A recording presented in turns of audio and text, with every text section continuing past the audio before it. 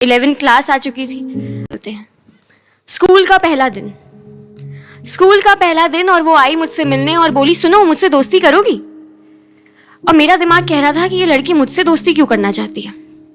इतने में मैं कुछ पूछ पाती, उसने खुद ही बोल दिया सुनो वैसे तो मेरे बहुत दोस्त हैं लेकिन ना कोई ऐसा दोस्त नहीं है जो मेरी सुन पाए, जो मुझसे अच्छे से बात कर पाए। तुम वैसी लगती हो, तो बताओ तुम मुझसे दोस्ती करोगी। मेरा दिमाग हाँ या ना में घूम ही रहा था कि इतने में उसने अपना टिफिन आगे किया और बोलती लो खाओ। अब टिफिन में एक पराठा था और 2 जिम जैम बिस्किट थे। दोस्ती को तो हाँ या ना बोला जा सकता है दोस्तों, लेकिन जिम जैम बिस्किट को मैं लॉयलिस्ट हूं उनकी, तो मैंने कहा ओके लेट्स बी फ्रेंड्स। वहां से हमारी दोस्ती शुरू हुई। उसके ना बहुत दोस्त थे, माया नाम था उसका। पूरी क्लास उसकी दोस्त थी, सीनियर्स उसके दोस्त थे, जूनियर्स उसके दोस्त थे, सब उसके साथ एकदम घूमते रहते थे, एंजॉय करते रहते थे। और उसके चक्कर में मेरा सर्कल भी बहुत बड़ा बन गया था। लेकिन बैठते हम दोनों साथ में थे। वो होता है ना एक हंसने वाला ग्रुप होता है, मजाक करने वाला, लेकिन दिल की बातें एक दूसरे के साथ बांटी जाती हैं। तो हमारा बिल्कुल ऐसा ही था। साथ बैठते थे, दिल की बातें बताते थे, घर पे क्या चल रहा है सब बताते थे। दोस्ती निभाते निभाते काफी साल पार हो गए। 11th क्लास आ चुकी थी।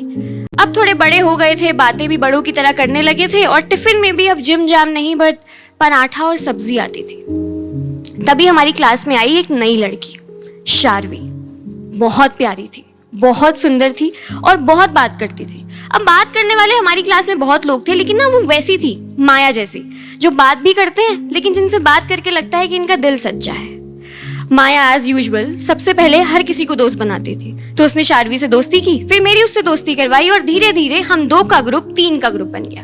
अब हम तीनों साथ हैंग आउट करते थे, मजे करते थे। कुछ ही दिनों में 12th के बोर्ड्स आने वाले थे। अब देखो मेरे सर पे ऑलरेडी ये पहाड़ था, लेकिन उससे पहले एक पहाड़ मुझे क्रॉस करना था, जो था मेरे घर में मेरी कजिन की शादी। अब शादी मेरे मम्मी के साइड के कजिन की थी, तो तुम समझ सकते हो कि स्किप तो नहीं कर पाएंगे ये। मम्मी मतलब अपने वालों के लिए एकदम डटी रहती हैं। तो मम्मी ने मेरी लड़के 4 छुट्टियां करवाई स्कूल से। पापा ने बोला अभी, तो उन्होंने कहा कि आप चुप रहिए।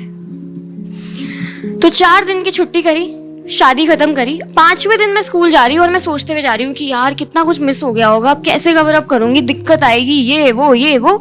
क्लास में पहुंची तो देखा मेरे डेस्क पे श्रेया बैठी हुई थी। श्रेया तो शार्वी की डेस्क पार्टनर थी। तो मैंने कहा श्रेया तू यहाँ क्या कर रही है। तो श्रेया ने मुझे ऐसे करके पीछे देखने को कहा। पीछे देखा तो माया और शार्वी साथ बैठे हुए थे। मुझे कुछ नहीं आया दिमाग में। मैं गई, मैंने माया को बोला कि चल भाई आ गई मैं वापस, चल डेस्क पे। और मैं वापस चली गई। मैंने अपना लंच बॉक्स निकाला, उसको डेस्क में रखा, किताबें जमाने लग गई। 10 मिनट हो गए मतलब, लेकिन माया वापस ही नहीं आई। मैंने मुड़ के देखा तो ऐसा लग रहा था जैसे माया और शार्वी जानबूझकर मेरी तरफ नहीं देख रहे हैं। मुझे कुछ समझ नहीं आया। मैं बैठ गई और मैं सोचने लगी कि क्या हो गया, मैंने कुछ गलत कर दिया क्या, कुछ बोल दिया माया को, शार्वी को कुछ बुरा लग गया क्या मेरी बात का। और मुझे समझ ही नहीं आ रहा है। तभी मैम आ गई, पढ़ाने लग गई, लेकिन मैं इन्हीं सवालों के बीच थी। तभी श्रेया ने मुझे कहा कि एक बात बताऊं क्या, हम कम बोलने वाले लोगों को ना ज्यादा देर कोई पसंद नहीं करता। ये बोलकर वो अपने काम में लग गई और मुझे लगा ओके, तो मैं इस कैटेगरी में हूं, कम बोलने वाले लोगों की कैटेगरी में, और हमें कोई पसंद नहीं करता इवेंचुअली, तो मैं क्यों हूं ऐसी। ये सवाल उस दिन मेरे जहन में पहली बार आया था।